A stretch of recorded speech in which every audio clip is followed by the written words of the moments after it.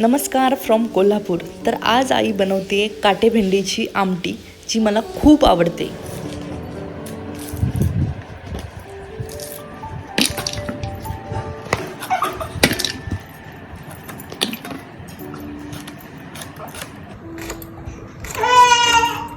मग ही तशी आणि ती तशी का केलीस? ही कोळी आहे, ही जोन आहे, म्हणजे दोन्ही पण लागतंय का, कोळं पण थोडं लागतंय आणि जोन पण थोडं लागतं। मग कोळी अशी चिरून घ्यायची हा आणि जून असेल तर मधला भाग घ्यायचा असा। हा सोलून घ्यायची अशी।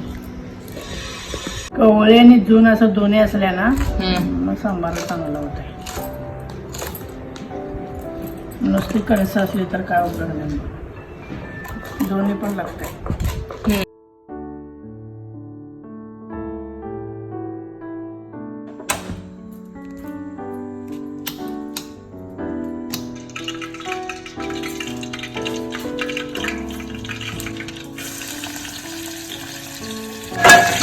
तेलात भेंड्या घालायच्या।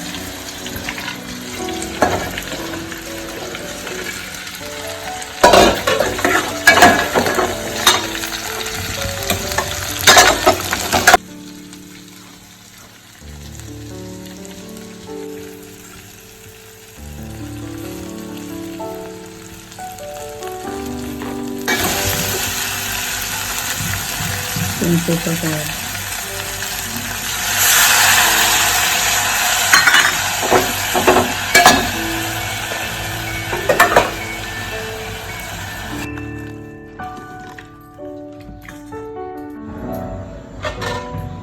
जास्त नाही उकळायचं, जास्त 2-3 उकळीमध्ये ते लगेच शिजतंय।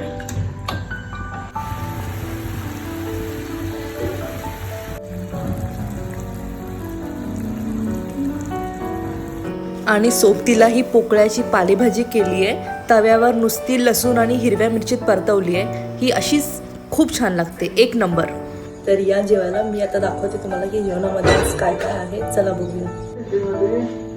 तर इथे आहे ज्वारीची भाकरी, माझी फेवरेट। इथे आहे पोकळ्याची पालेभाजी, नुसती तव्यावर परतली आहे लसूण घालून, आणि ही आहे चटणी आपली, ती ह्याच्यावर घालायची आणि मस्त खायची ही भाजी। आणि सोबत आहे काटे भेंडीची आमटी, चिंचेचा कोळ घातला यात मस्त। तुम्ही आता याची रेसिपी पाहिली होती, तर मग या जेवायला।